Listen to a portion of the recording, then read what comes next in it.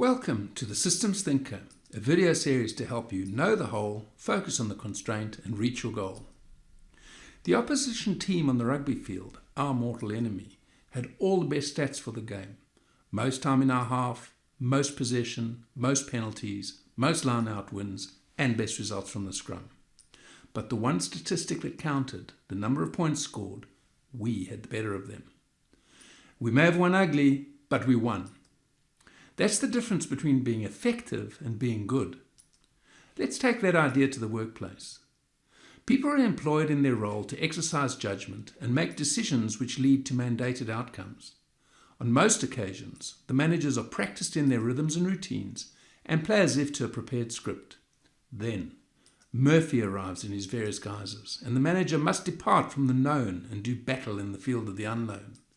In the moment, they will need to contemplate a range of different options. Effective managers will play each option out and think through the potential consequence of each course of action. Complex environments do not supply all the information necessary for a decision to be made by rote.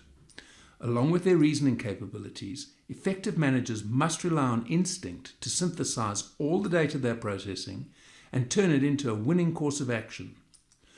When measured solely by numbers, a good manager who gets a reasonable result in untrying circumstances may look better on paper than the excellent one. However, the excellent manager is the one who can be effective when the flow of the game moves against him. That's your tip for better ways to do better work and redefine what's possible.